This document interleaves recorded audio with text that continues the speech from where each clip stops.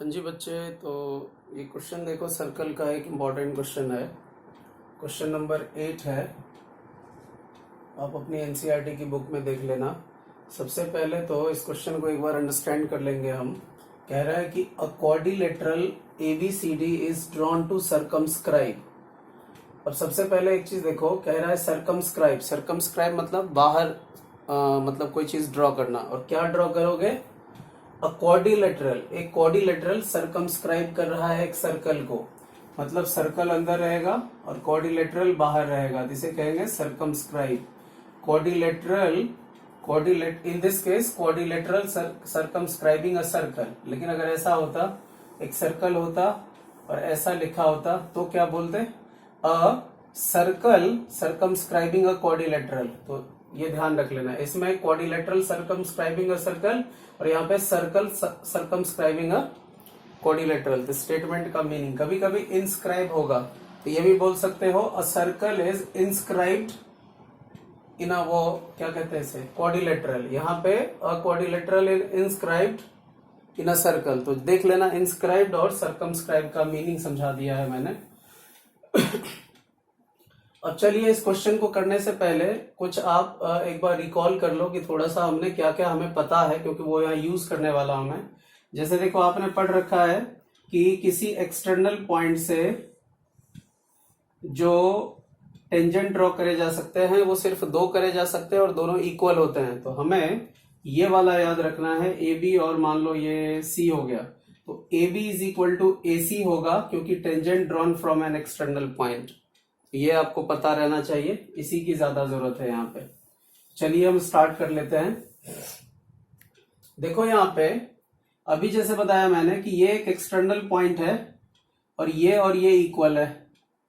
तो external point से कहीं भी ड्रॉ करोगे तो वो दोनों चीजें इक्वल होगी। तो मतलब ये इक्वल है, एपी और एएस इक्वल है। उसी तरह इधर देखो, पीबी और बीक्यू इक्वल है, क्योंकि इधर से दो टेंजेंट आ रहा है, ये दोनों इक्वल होगा। सेम रीजन यहाँ पे देख लो, यहाँ पे 3 डॉट लगा देता हूं, ये भी इक्वल होंगे। इसी तरीके से ये वाला भी इक्वल होगा। तो सब के सब इक्वल होंगे बाय सेम थ्योरम। अब हमें क्या करना है? हमें प्रूव करना है यहाँ पे कि A B plus C D, A B और सी डी को जब प्लस करोगे तो A D plus B C आएगा। तो जो हमें प्रूव करना है, पहले तो आपको जब कभी भी ऐसे क्वेश्चन सॉल्व करिए तो गिवन तो लिखना जरूरी है पूरे स्टेप के साथ। तो गिवन क्या है कि एक क्वाड्रिलेटरल सर्कमस्क्राइब कर रहा है, ये एज इट इज स्टेटमेंट लिख देना आप, जो भी है एज इट इज स्टेटमेंट लिख देना आप, क्योंकि इसमें कुछ ऐसा है नहीं कि मुझे लिखने की जरूरत है। तो आप एज इट इज वो स्टेटमेंट लिख लेना।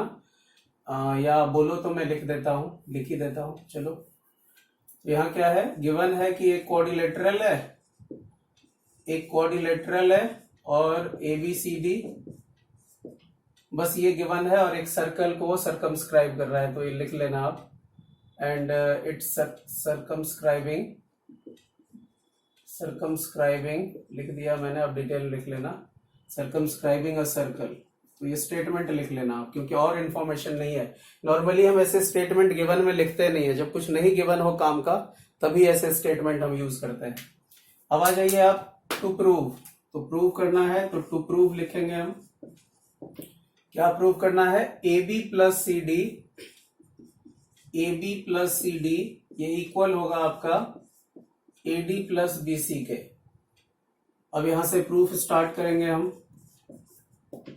तो देखो, इसका एलएचएस में ए बी और सी डी है, तो चलो पहले इसका ए बी यूज कर लेते हैं। ए बी को देखो ध्यान से, आप ए बी की बात करो, आप A B plus C D अगर मैं लिखता हूं तो ध्यान से देखिए, आप ए बी को क्या लिख सकते हैं? आप ए बी को इधर देखो, ए बी को ए पी प्लस बीपी लिख सकते हैं आप, एपी प्लस बीपी या पीबी।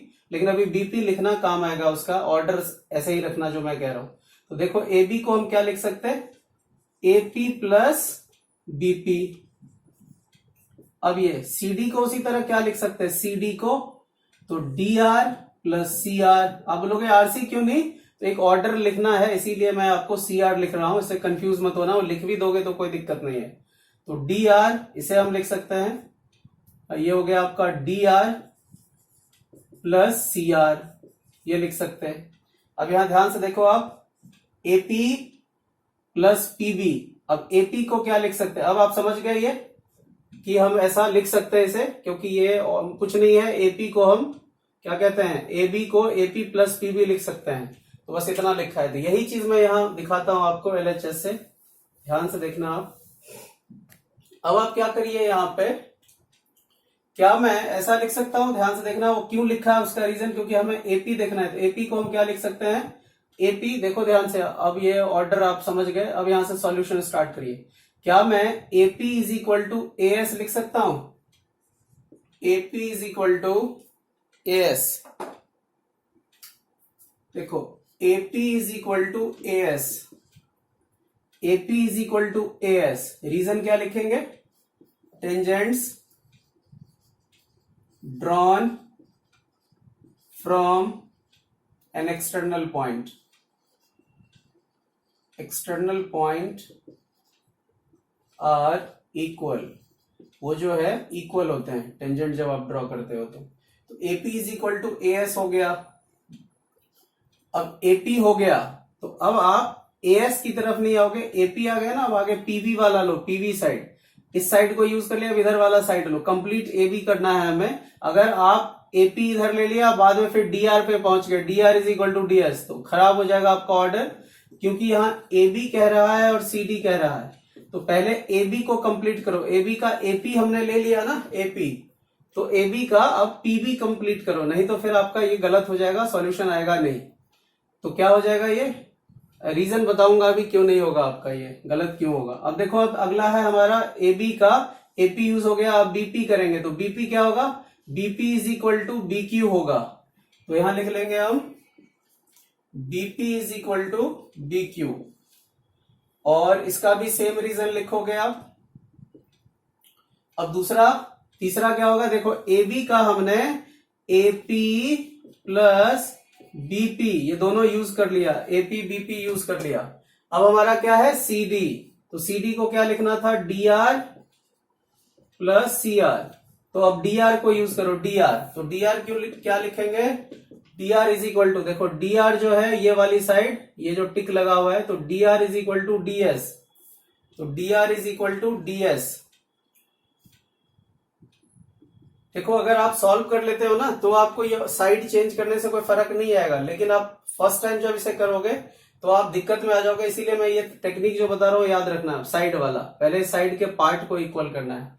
अब कौन रह गया, DR यूज कर लिया, अब CR, तो CR किसके इक्वल है, CR is equal to CQ, तो CR is equal to CQ, ये हो गया आपका, CR और CQ इक्वल है। इसका भी same reason, tangents drawn from an external point. अब देखो आप इसे इक्वेशन 1 लेट कर लो, इसे 2 लेट कर लो, इसे 3 लेट कर लो, इसे 4 लेट कर लो, और सिंपल इन सबको प्लस कर दो। चलो प्लस करो इसे, तो बाय एडिंग 1 2 3, या लिख ही देता हूं आपको ऐसे, by adding 1 plus 2 plus 3 plus 4, सबको ऐड कर दो। तो LHS से LHS ऐड होगा, RHS से RHS ऐड होगा, तो क्या हो जाएगा, तो therefore AP plus BP plus DR plus CR ये इक्वल होगा AS plus BQ plus DS plus CQ। दिख रहा है क्या, हाँ दिख रहा है। अब देखो आप AP प्लस BP, देखो ये AP प्लस BP, इधर देखो AP प्लस BP, ये दोनों को ज्वाइन करेंगे हम, AP प्लस BP, जब ये और ये ज्वाइन होगा तो कंप्लीट AB बन जाएगा, तो इसके बदले हम लिख लेंगे AB, तो ये हमारा AB हो गया।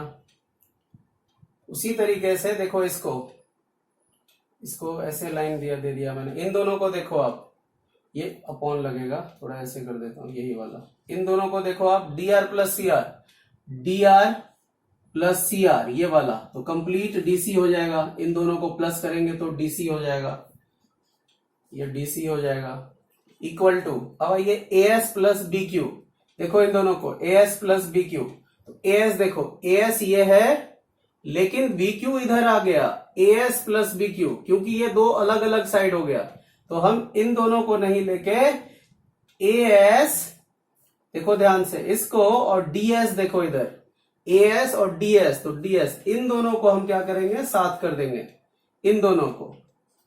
तो एएस प्लस, क्योंकि सारे प्लस में है तो हम कैसे भी इसको अरेंज कर सकते हैं, एएस प्लस डीएस, तो AS plus DS is equal to finally AD. तो ये हमारा आ गया एडी, ये फाइनली हमारा आ गया एडी।